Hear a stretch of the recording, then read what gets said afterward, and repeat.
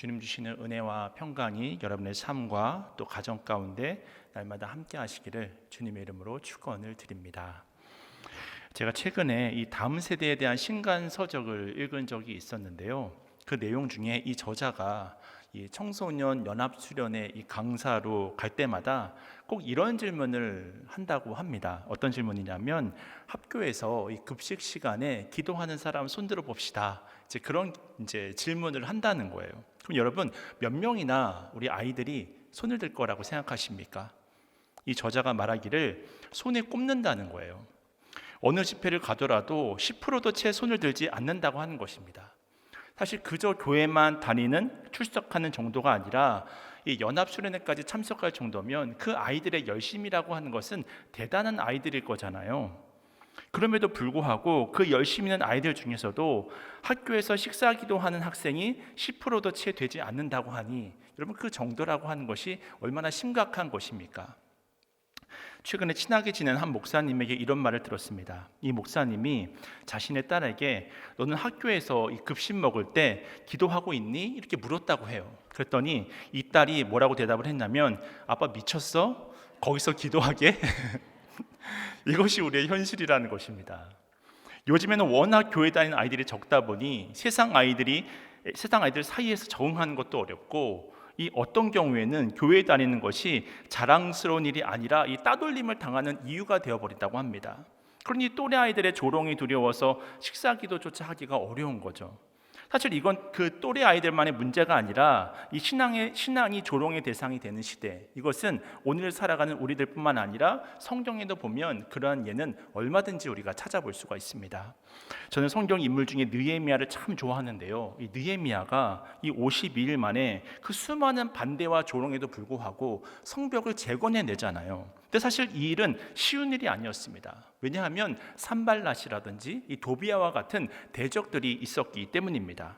이들은 느헤미야의 성벽이 완공되었을 때 기존에 자신들이 가지고 있었던 그 기득권들이 다 와해될 것을 우려하게 되어지니까 느헤미야가 성벽을 건축하는 일들을 계속해서 회방을 놓고 방해를 했던 것입니다. 그래서 너희들이 건축한 성벽은 여우가 올라가도 무너질 거야.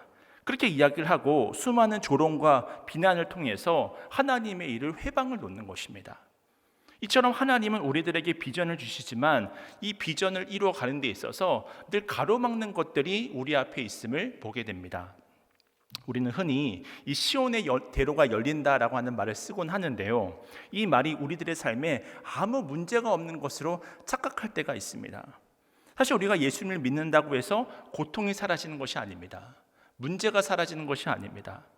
그들의 조롱이 사라지는 것도 아니라고 하는 거예요. 그러니까 주님과 동행하는 그 모든 걸음에는 조롱과 핍박이라고 하는 것이 늘 함께 가는 것입니다. 이것은 오늘 본문의 시편 기자도 마찬가지였는데요. 오늘 우리가 살펴보는 본문이 포함된 이 시편 120편부터 134편에 시작하는 부분을 보면 성전에 올라가는 노래라라고 그렇게 공통된 표제어가 있음을 우리가 확인을 해볼 수가 있습니다.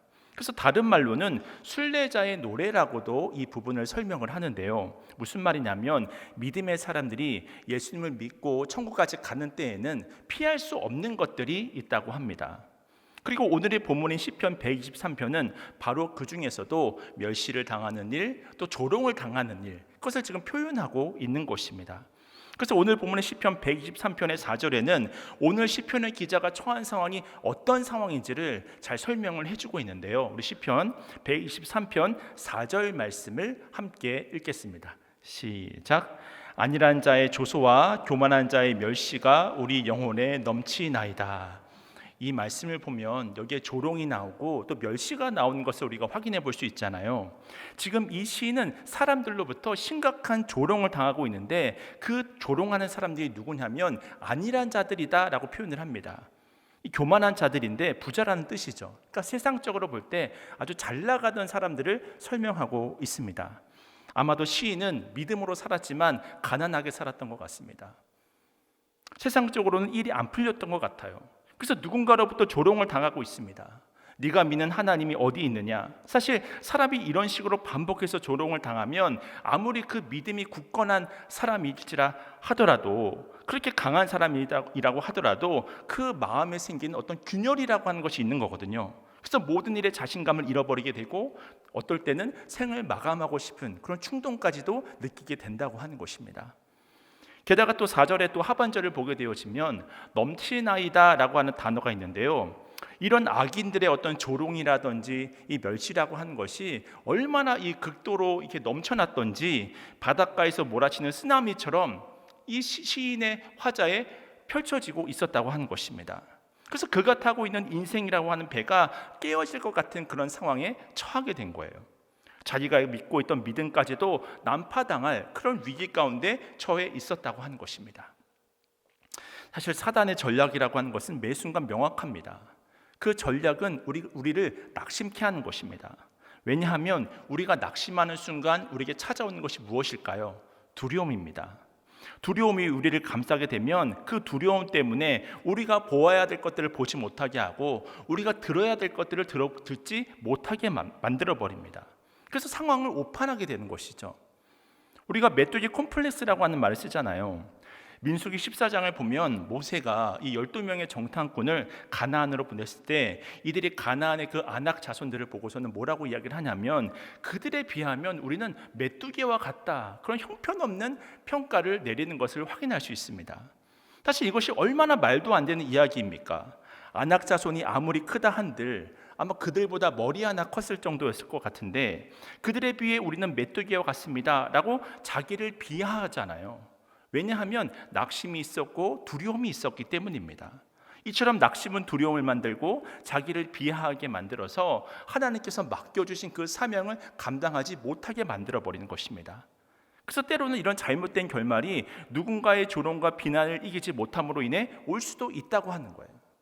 그렇다면 이렇게 바닷가의 파도처럼 매 순간 밀려오는 세상의 어떤 조롱이라든지 멸시라든지 어떤 비방이라든지 그런 현장에서 우리 믿는 사람들, 우리 신앙인들은 어떻게 반응을 해야 하는 것일까?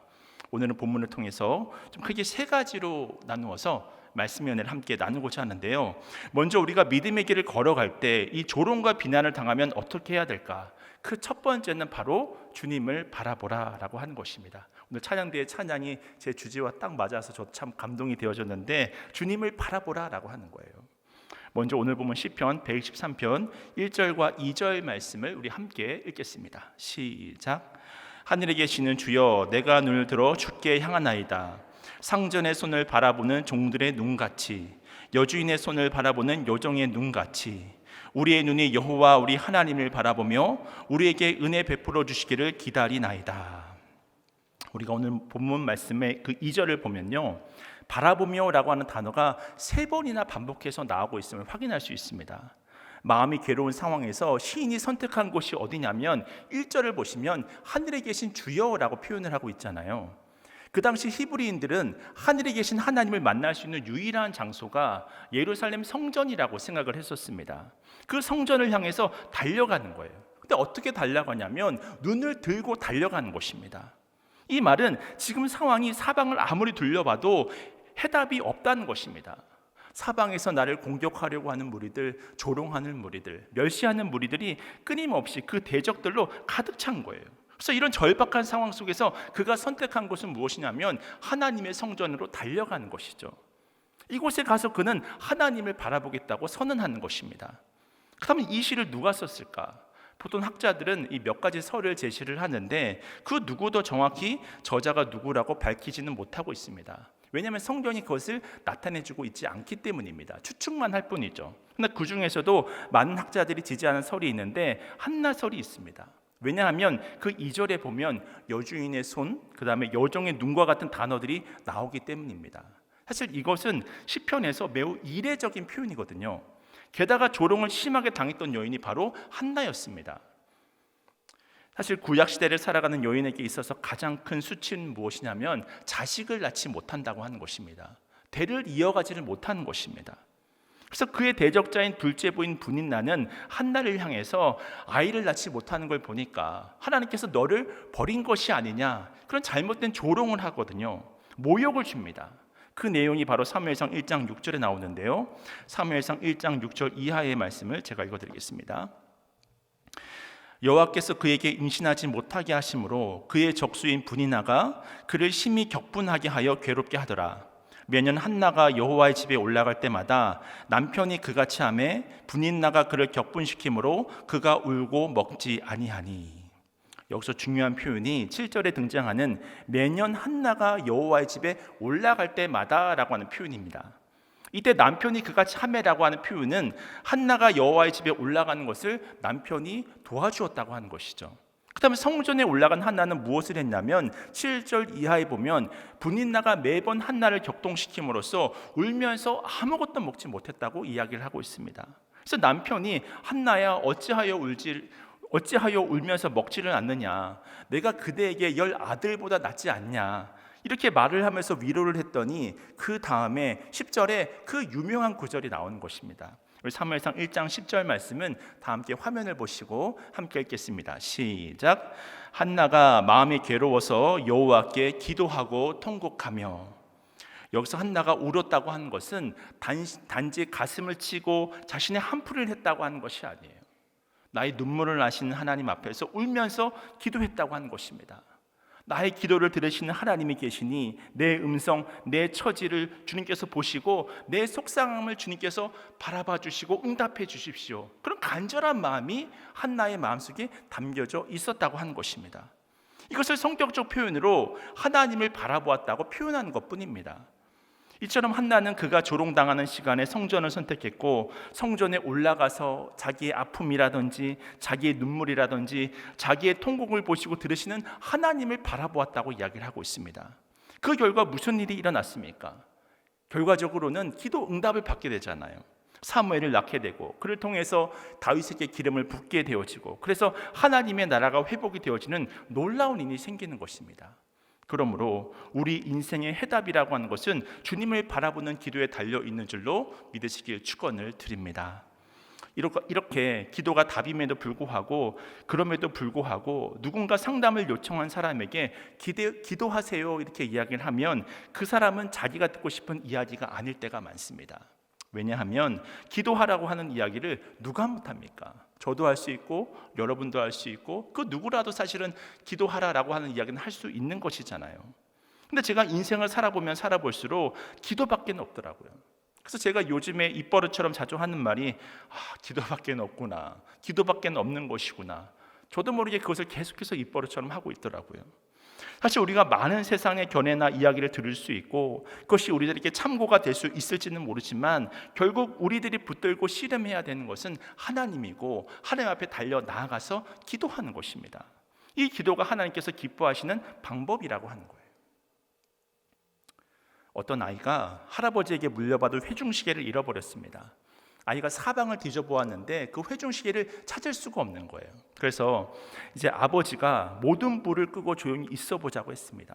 그래서 얼마 안 있으니까 모든 불이 꺼졌죠. 고요하죠. 그러니까 갑자기 째깍째깍 하는 소리가 들리는 거예요.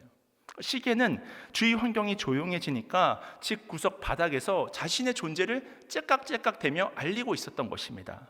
그때 아버지가 말했습니다. 아들아, 세상이 시끄러울 때도 조용히 있어 보렴. 잃어버렸던 것을 반드시 찾을 수 있을 거야. 여러분, 우리가 왜 기도해야 할까요? 하나님 앞에 기도하는 순간 세상의 소리가 들리지 않기 때문입니다. 세상의 잡음, 또 세상의 소음이 들리지 않는 것입니다. 그때 우리에게 들려지는 것이 있는데 그것이 바로 무엇일까요? 하나님의 음성인 줄로 믿습니다. 그러므로 우리가 조롱을 당하고 멸시를 당하고 서러움을 겪게 될 때 잠잠히 하나님 앞으로 나가 기도해야 합니다. 그럼 반드시 회복의 역사가 우리의 삶 가운데 임하게 되는 것입니다. 새마을 운동을 설계하고 성공시킨 육태영 박사라는 분이 계시는데요. 그분이 이런 간증을 하셨습니다. 이분은 전라북도 임실에서 흙으로 지은 이 초가집에서 태어났다고 합니다. 그의 부모님은 이 8남매 자녀를 두고 가난했는데 그래서 이분도 초등학교만 졸업한 후에 머슴이 될 수밖에 없었다고 합니다. 위로는 형과 누나 3명이 있었는데 그들은 초등학교도 가보지 못하고 머슴살이를 했습니다. 아버지도 머슴을 해서 한 끼 두 끼 연명하고 있었습니다. 그러니까 집안의 절반이 머슴인 거예요. 그래서 마을 사람들로부터 자주 멸시를 당하고 조롱을 당하고 그런 적이 많았다고 합니다. 그 가난한 임실 산골에 그 마을에 갑자기 교회가 생긴 거예요. 그래서 어느 날 교회를 갔더니 목사님께서 하나님은 전능하신 분이십니다. 하나님은 자기 백성을 사랑하시는 분이십니다. 하나님은 우리가 합당한 기도를 드릴 때 그 기도를 들어주시고 응답해 주시는 분이십니다. 그 말씀을 들었는데 이 설교가 그 순간에 소년에게 소망이 되어집니다. 그래서 그때부터 새벽 기도를 시작하게 되었고, 그렇게 기도하던 중에 길이 열려가지고는 서울의 야간 고등학교를 다니게 되고 낮에는 구두를 닦았다고 합니다. 그런데 어느 날 이 구두 닦기 하던 중에 손님이 유학이라는 얘기를 했고, 유학이 뭡니까? 라고 물어보았더니 외국에 나가서 훌륭한 선생님 밑에서 배우는 것이 유학이다, 그것을 가르쳐 주었다고 합니다. 그 얘기를 듣고 또 이분이 꿈을 꾸게 된 거예요. 그래서 하나님 앞에 나아가서 또 기도했다고 합니다. 하나님, 저도 유학 가고 싶어요. 그렇게 기도했다고 합니다. 그렇게 10년을 기도하다 보니 하나님께서 무엇을 공부해야 될지도 생각나게 하시고 어떤 나라에 가야 할지도 생각나게 하셨다고 합니다. 당시가 1960년대 전후여서 나라가 어려우니 이 선진 농업 기술을 배워와서 나라를 살려봐야겠다. 그래서 덴마크를 가기로 결정했고, 결국 유학의 길이 열려서 건국대학교 교수, 또 부총장, 그리고 새마을 운동을 일으키는 주역으로서 쓰임을 받았는데요. 이분이 어떻게 유학을 갔는지가 참 재미있는 에피소드가 있는데 이런 이야기를 합니다. 나는 늘 기도하면서 내 마음에 생긴 바라봄의 법칙을 따라 내 마음은 이미 덴마크에 가 있었다. 아는 사람도 없고 돈도 없고 아무것도 없었지만 기도하던 중에 가장 높은 사람에게 편지를 보내라는 마음이 들었다. 그래서 도서관에 가서 주소를 확인한 후에 편지 겉봉투에 이렇게 썼다. 프레드릭 9세 국왕, 코펜하겐, 덴마크. 이렇게 무작정 그냥 편지를 보냈던 거예요. 40일 후에 이 덴마크 외무성에서 편지가 왔습니다. 거기에는 왕복 비행기표가 들어 있었다고 합니다. 유학의 길이 갑자기 열려버린 것이죠. 그 가난한 초가집 멸시받던 머슴의 집안, 정말 시골뜨기 소년이 어떻게 이렇게 존귀하게 쓰임받을 수 있었는가? 그것은 바로 바라봄의 능력을 체험했기 때문입니다. 어려울 때마다, 절박할 때마다 사람들이 조롱을 하죠. 사람들이 멸시를 하죠. 그때마다 새벽마다 성전으로 달려나아가서 나의 기도를 들으시는 하나님을 바라보았던 것입니다. 사실 사람도 계속 간청을 받으면 외면하기가 어려운 법이잖아요. 근데 우리 하나님을 계속 바라보면 어떻게 될까요? 하늘문이 열리는 줄로 깨달으시길 축원을 드립니다. 우리의 아픔을 씻어주시고 우리의 눈물도 씻어주시고 우리의 상처를 싸매어 주시는 그 하나님의 임재를 체험하게 되는 것입니다. 이처럼 하나님을 바라볼 때 온전한 치유와 회복이라고 하는 것은 일어나게 되는 거예요. 이제 두 번째로 조롱을 당할 때 우리는 무엇을 해야 하냐면, 오늘 성경을 보면 하나님과의 싸움이 되게 하라고 말합니다. 신이 성전에 가서 하나님을 바라보기만 한 게 아니라 아주 구체적인 기도 제목을 가지고 하나님 앞에 나아갔거든요. 우리가 2절 끝부분을 보면 우리에게 은혜 베풀어 주시기를 기다리나이다. 또 3절 말씀도 여러분이 보게 되시면 여호와여 우리에게 은혜를 베푸시고 또 은혜를 베푸소서 심한 멸시가 우리에게 넘치나이다. 이 짧은 두 구절 안에 가장 많이 반복되는 단어가 무엇입니까? 은혜라고 하는 단어잖아요. 무려 3번이나 반복됩니다. 사실 이 은혜라고 하는 단어는 구약의 3대 약자인 고아와 또 과부와 나그네와 관련된 단어이거든요. 이들은 누군가 도와주지 않으면 죽을 수밖에 없는 사람들입니다. 그래서 이들을 돕는 일을 긍휼을 베푼다라고 하는 단어를 쓰게 되어지는 것이고, 그리고 이들이 긍휼을 받았을 때 쓰는 단어가 은혜를 받았다라고 하는 단어입니다. 그래서 은혜를 베푸소서라고 하는 기도의 의미에는 내가 고아라고 하는 것이죠. 내가 과부입니다. 내가 나그네입니다. 내가 나그네와 같은 인생길을 살아가고 있습니다. 그런데 하나님께서 은혜를 베푸시면 어떻게 됩니까? 내게 아버지가 생기는 거예요. 난 더 이상 고아가 아니라 아버지가 생기는 것이고, 또 신랑이 생기는 것이고, 하나님의 집에 거할 수 있고 하나님 나라를 경험하는 은혜가 주어지는 것입니다. 이런 은혜를 내게 베풀어 달라고 시편의 기자는 지금 고백을 하고 있는 거예요. 그렇게 우리가 기도를 하게 되면 바로 그 순간에 나를 향한 조롱이 하나님을 향한 조롱이 되어져 버립니다. 그 순간 싸움의 대상이 바뀌어져서 그 사람 사이, 하나님과 그 사람 사이에 싸움이 되어버려 버리는 거예요. 이것이 바로 그 유명한 다윗이 골리앗을 이긴 전략이었잖아요. 다윗이 물맷돌을 가지고 그 거대한 골리앗 앞에 섰을 때 골리앗이 다윗에게 저주를 퍼붓거든요. 심지어 사무엘상 17장 44절을 제가 좀 의역을 좀 해서 좀 말씀을 드리면, 새가 너희 눈을 파먹게 할 것이다. 짐승들이 너희 시체를 갈기갈기 찢어 먹어버릴 것이다. 아주 듣기만 해도 마음이 무너져 내리는 아주 공포가 가득할 만한 그런 저주들을 골리앗이, 그 엄청난 거구가, 완전 무장한 거구가 그 선포를 해버리니까 일반 사람이었으면 아마 두려워서 벌벌벌 떨었을 것입니다. 근데 다윗은 어떻게 반응합니까? 사무엘상 17장 45절 말씀입니다. 제가 읽어드립니다. 다윗이 블레셋 사람에게 이르되 너는 칼과 창과 단창으로 내게 나아오거니와 나는 만군의 여호와의 이름 곧 내가 모욕하는 이스라엘 군대의 하나님의 이름으로 내게 나아가노라. 만군의 하나님 여호와의 이름으로 너에게 간다라고 이야기를 하고 있잖아요. 다윗이 가는 것이 아닙니다. 하나님의 이름으로 가는 것입니다. 만왕의 왕이시고 우주보다 크신 하나님께서 나의 아버지가 되신다고 하는 것이죠. 전쟁에 능하시고 온 천지 만물을 다스리시는 하나님께서 나와 함께 하신다라고 하는 사실을 지금 선포하고 있는 것입니다. 이처럼 다윗은 싸움의 본질이라고 하는 것을, 전투의 본질이라고 하는 것을 정확하게 꿰뚫고 있습니다. 믿음의 사람들이 공격을 받는 것은 나만 공격받는 것이 아니거든요. 사실 이것은 하나님을 공격하는 것이며 영적인 전쟁이라고 하는 사실을 다윗은 알고 있었던 것입니다. 그래서 이렇게 다윗이 선포하며 나가자 어떤 결과가 나타났습니까? 결국 물맷돌이 골리앗의 머리를 꿰뚫게 됐는데 사람이 아무리 세게 던져도 이 돌이 그의 머리를 뚫을 수가 없는 것이거든요. 근데 어떻게 이런 기적이 일어났냐면 이 스토리의 마지막에 이런 이야기가 나옵니다. 50절 말씀을 보게 되어지면 자기 손에는 칼이 없었더라 그런 말씀이 나오거든요. 그러니까 결국 골리앗이 죽게 되었던 이유는 다윗 안에서 그 능력이 있었던 것이 아니라 오직 하나님의 능력이었다고 하는 것을 성경은 말해주고 있습니다. 그렇습니다. 내가 싸우는 싸움은 한계가 있습니다. 이 전쟁에 하나님이 개입해 주셔야 이길 수 있습니다. 그럼 하나님은 어떻게 우리가 싸우는 그 전쟁 가운데 개입시킬 수 있을까요? 아버지를 부르는 거죠. 하나님이 나의 아버지가 되심을 인정하는 거예요.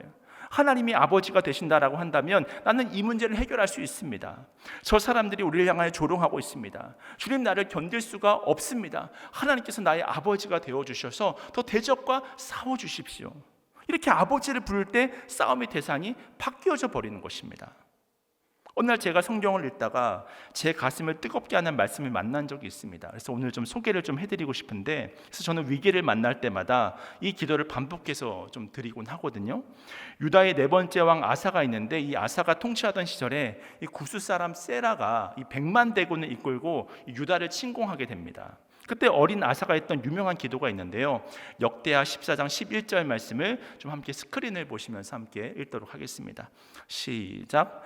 아사가 그의 하나님 여호와께 부르짖어 이르되 여호와여 힘이 강한 자와 약한 자 사이에는 주밖에 도와줄 리가 없사오니 우리 하나님 여호와여 우리를 도우소서. 우리가 주를 의지하오며 주의 이름을 의탁하옵고 이 많은 무리를 치러 왔나이다. 여호와여 주는 우리 하나님이시오니 원하건대 사람이 주를 이기지 못하게 하옵소서 하였더니 아멘.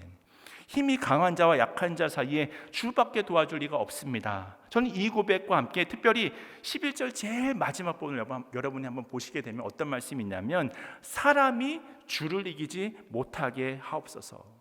사람이 주를 이기지 못하게 하옵소서. 그렇게 아사가 기도했더니 어떤 일이 일어났습니까? 12절을 보니까 여호와께서 싸움을 시작하셔서는 그 전쟁이 끝나게 되어졌다는 거예요. 이처럼 하나님이 우리의 전쟁에 개입해 주셔야 전쟁은 끝나게 되어지는 것입니다. 내가 아무리 내 힘으로 아등바등 해봤자 끝나지가 않는 거예요. 하나님이 개입해 주셔야 하는 것입니다. 사실 요즘 어린 학생들이 학폭을 당해서 자살하는 경우가 종종 있는데요. 그 사건마다 공통점이 있습니다. 부모님한테 한마디만 했어도 문제가 해결될 텐데 그들은 끝까지 부모님에게 이야기를 하지 못하고 자기 힘으로 끙끙대면서 그 문제를 해결하려고 했다고 하는 거예요. 왜 그런지 아십니까? 그 가해자들이 협박을 하는 거예요. 부모님한테 이야기를 하면 그날로 너를 죽여버리겠다. 이렇게 위협을 하고 가스라이팅을 해서 말하지 못하게 하는 것입니다. 제가 지난주 목요일인가 금요일인가 이 인터넷 뉴스 기사를 보니까요, 이 130만 과학 유튜버 궤도라고 하는 사람이 있습니다. 근데 이 궤도가 학교에서 전교 1등을 한 적도 있을 정도로 공부를 아주 잘했던 학생이었다고 하더라고요. 근데 학교 다닐 때 학폭을 당해서 많이 맞았다고 이렇게 자신이 고백을 했습니다. 참 기억하기 싫은 이야기를 꺼내 놓았던 것이죠.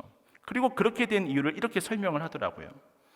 부모가 학교에 개입하지 않는다는 걸 알면 고립된 아이로 보고 표적이 되는 경우가 많았어요.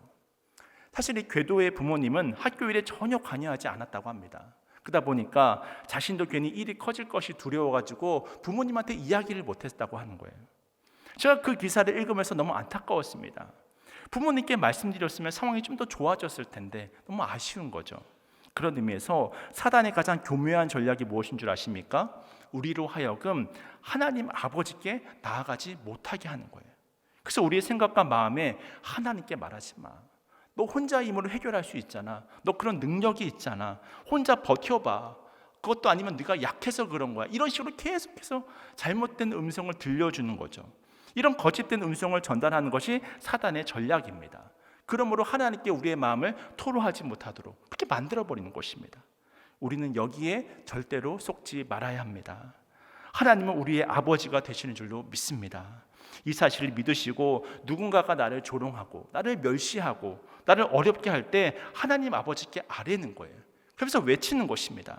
오늘 시편의 기자가 3번이나 고백했던 것처럼 주님 은혜를 베풀어 주세요. 나는 고아와 같은 사람입니다. 나는 과부와 같은 사람입니다. 나는 나그네와 같은 사람입니다. 나에게 은혜를 베풀어 주셔서 아버지가 되어주세요. 신랑 되신 예수님 나와 함께 해주세요. 하나님의 나라 하나님의 집에 날마다 거하게 해주세요. 그때 주님께서 우리의 전쟁 가운데 개입해 주시고 우리가 닥친 그 모든 문제들을 칠히 풀어내 주실 줄로 믿습니다. 이제 3번째로 우리가 좀 할 일은 좀 짧게 다루도록 할 텐데요. 마지막으로 우리가 인생의 수많은 조롱과 억울함을 이겨낼 수 있는 방법은 무엇이냐면 위기의 때에 주님을 찾고 첫 번째 메시지였죠. 두 번째로 대신 싸워주신 하나님, 두 번째 메시지였죠. 이 두 가지 사실을 기억하는 것이 3번째 메시지입니다. 우리가 이스라엘 역사에 보면 이스라엘 사람들에게 가장 중요한 사건이 홍해를 건너던 사건이었습니다. 그렇게 홍해를 건너게 되면 이제 미리암의 노래가 나오게 되거든요. 이스라엘 사람들은 그들의 인생의 중요한 시기를 지날 때마다 그리고 아이들을 양육을 할 때마다 이 홍해를 건너게 하신 분이 누구시냐, 그렇게 하나님에 대한 이야기, 하나님의 권능에 대한 이야기, 하나님의 전능하심에 대한 이야기, 하나님의 아버지 되심에 대한 이야기, 하나님이 나와 함께 하신 이야기에 대해서 계속해서 한다라고 이야기를 합니다. 위기를 만나 주님을 바라보았을 때 그 기적을 베풀어 주셨던 하나님 대신 싸워주셔서 결국 승리로 이끄셨던 그 하나님을 통해서 힘을 얻기 위함이라고 하는 것입니다. 그래서 시편 77편 11절 이하의 시편 기자는 다음과 같이 고백합니다. 곧 여호와의 일들을 기억하며 주께서 옛적에 행하신 기이한 일을 기억하리이다. 또 주의 모든 일을 작은 소리로 읊조리며 주의 행사를 낮은 소리로 되뇌이리이다. 그래서 저는 교구에서 샘자님들을 훈련할 때라든지 때론 이 말씀으로 양육을 할 때 오늘 말씀을 통해 받은 은혜가 있다고 한다면 자신의 입술을 통해서 고백할 것을 아주 강력하게 권면을 드립니다. 왜냐하면 그 은혜에 대한 기억과 고백이라고 하는 것이 우리의 심령을 지켜줍니다. 우리의 마음을 지켜주는 것이고 우리의 생각을 지켜주는 것입니다. 그런 의미에서 세상의 조롱을 만날 때 우리가 해야 할 일은 느헤미야와 같이 또 한나와 같이 오늘 시편의 기자와 같이 주님께 매달리면서 기도하는 것입니다. 그럼으로써 대신 싸워주시는 그 하나님의 은총을 경험하는 거예요. 그리고 그 받은 은혜를 가지고 나의 하나님을 찬양하고 하나님이 모든 것을 하셨다고 고백하면서 하나님에 대한 기억을 계속해서 끄집어내는 것입니다. 그 기억이 나를 살리는 거예요. 하나님이 함께 하심을 체험케 하는 것입니다. 그때 그 고백이 여러분의 마음과 생각을 붙잡아 주는 것입니다. 말씀을 마무리하면서 이제 제 자신의 이야기를 좀 잠깐 나누고자 하는데요. 사실 그런 억울하고 답답한 일을 만날 때마다 제가 하는 것이 있습니다. 그러니까 저는 지금까지 제가 한 설교에 온 거를 다 가지고 있기 때문에 그럴 때는 쭉 한번 제가 한 설교를 한 번씩 읽어봐요. 어떤 때는 제가 한 영상 설교를 보기도 합니다. 사실 이건 억울한 일을 만났을 때만이 아니라 앞으로의 진로를 결정할 때라든지 순간순간 지혜가 필요할 때가 있잖아요. 도저히 내 힘으로는 감당이 안 되는 그런 어려운 일을 만날 때 과거에 제가 있었던 말씀이라든지 영상을 보면서 하나님의 뜻이 무엇인가를 발견하고 또 기억해내려고 애를 씁니다. 제가 왜 그렇게 제가 한 설교를 다시 들여다보냐면 분명 그 설교는 이 예배를 위해서 준비한 것은 맞습니다.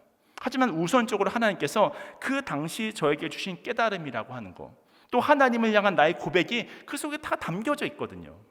그 말씀을 통해서 그때마다 주셨던 하나님의 은혜를 저는 기억해내는 것이죠. 그럼으로써 위기를 극복하는 것입니다. 그래서 그런 일이 발생하지 않아야 하지만 혹시라도 이 누군가로부터 조롱을 당하고 멸시를 당할 때 아마도 미래에 나는 오늘의 설교를 보거나 듣지 않을까 그렇게 생각을 합니다. 하나님께서 내게 주신 그 깨달음과 음성을 다시 한번 끄집어내서 기억을 하는 거예요. 근데 신기한 것은 그러다 보면 내 안에 다시 해보고자 하는 용기가 생겨지게 되어지고 하나님의 함께 하심을 기억하게 되어지고 하나님이 내 아버지가 되셔. 주님께서 내 신랑 되신 예수님이야. 하나님께서 나의 집을 거처를 마련해 주시고 매 순간 주님을 바라볼 때 하나님 나라가 임하게 해주시는 분이야. 그런 은혜가 충만하게 펼쳐지는 것입니다. 그런 의미에서 우리를 조롱하는 대적들과 사단의 세력 앞에서 절대로 주눅들지 마시고 은혜를 베푸시는 하나님 앞으로 달려나아가시는 여러분들이 되시기를 바랍니다. 대신 싸워주시는 하나님의 은총을 기대하면서 늘 하나님께 부르짖기를 또한 바랍니다. 그렇게 늘 주님을 바라보시면서 세상의 조롱을 또 멸시를 이겨내시고 늘 승리하는 인생을 살아가시는 여러분 모두가 되시기를 주님의 이름으로 축원을 드립니다.